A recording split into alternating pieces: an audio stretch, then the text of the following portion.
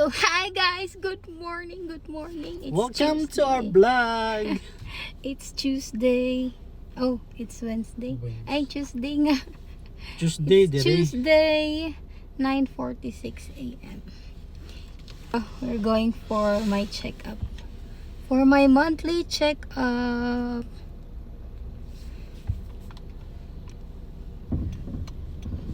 Ano sina-exit dyan? I don't know. Tuyok naman siguro. Wala di ay.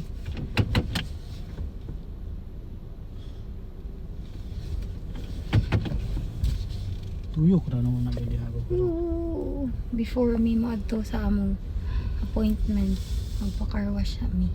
Head northwest toward Northridge Drive. Car wash!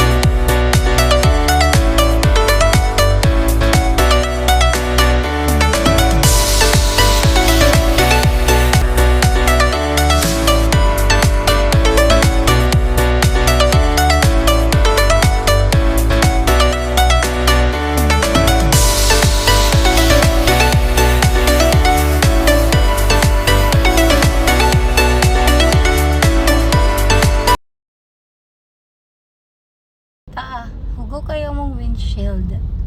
Oh, dagan og init.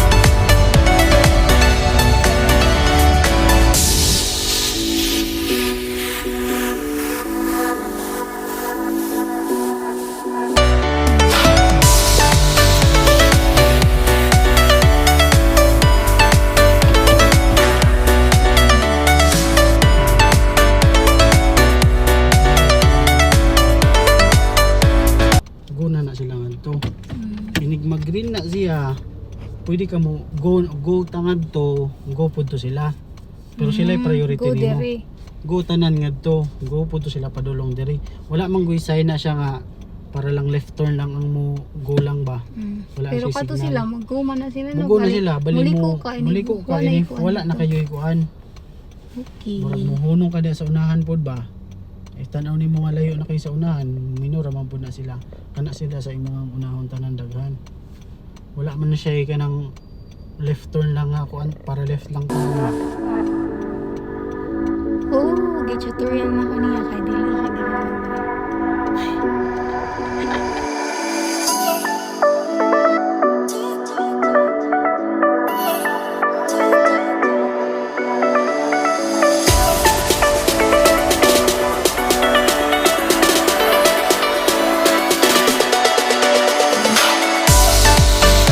Nag-search ko sa Google Map and mao ni siya ang pinakadool sa mga car wash. But unfortunately, under maintenance siya. So, change of plans. Kay basin malate ko sa akong doctor sa appointment. So, mo to, nangita na lang ni Og ka-parkingan. Kay lisod ang parking basta naaka sa city.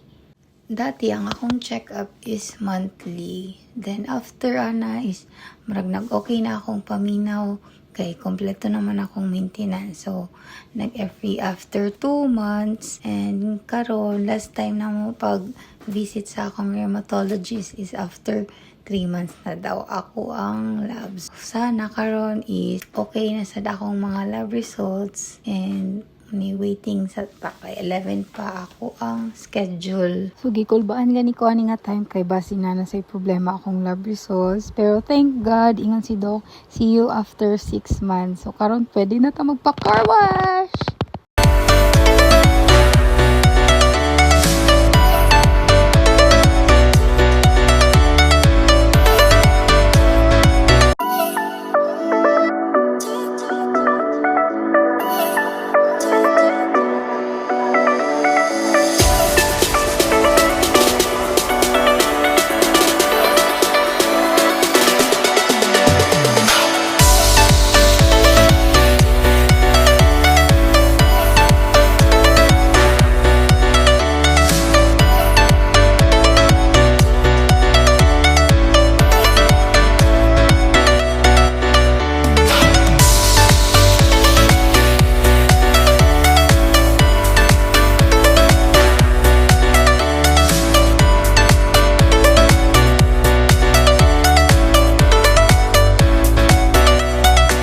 medyo pricey siya if magpa-car wash mo inani, pero sige lang kay once in a while bitaw o maghapit na lang kahit mo og kay haircut, kitas na siya og buhok mo lang to, and then biyahin namin pa uli.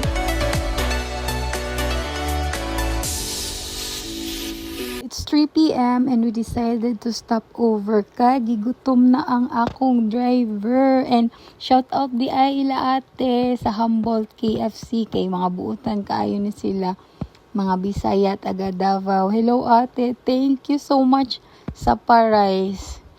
Oh, di ba? KFC with rice.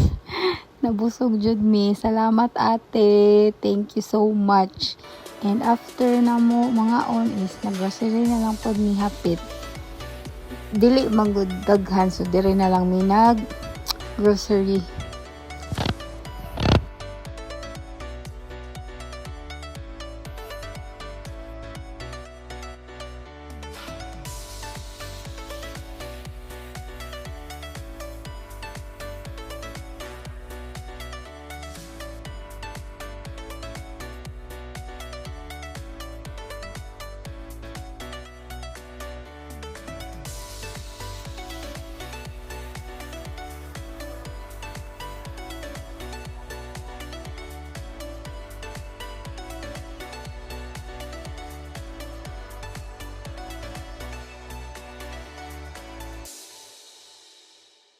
Panagsarag yun mi maka-ari og city, so muna amo jud ilista og unsay mga kinahanglan namo palitonon kay para walay makalimtan, and basin wala mi kay ba after 2 or 3 months na sad mi makaadto og city. Yes, kay layo kayo ang city, 3 hours drive pa gikan sa among town muna.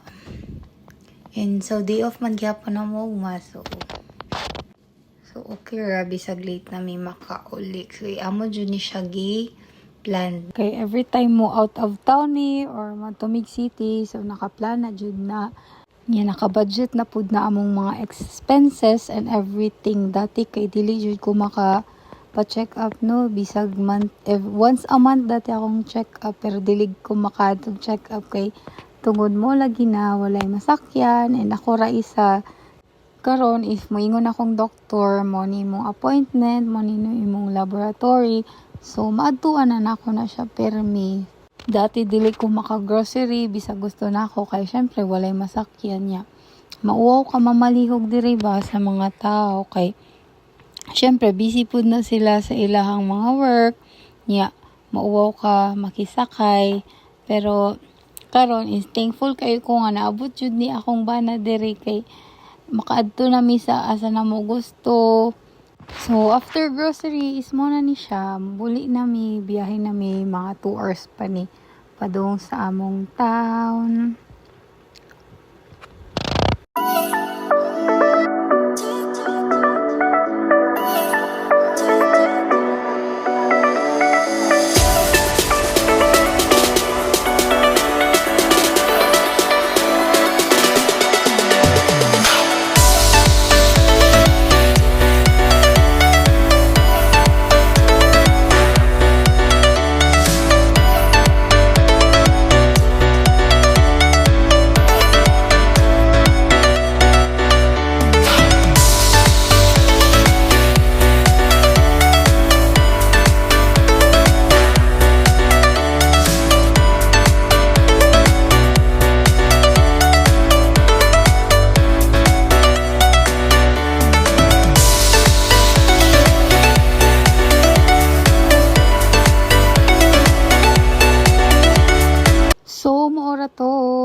Thank you sa pag-uban namo karon. Thank you for watching. Gabi na jud mi naabot.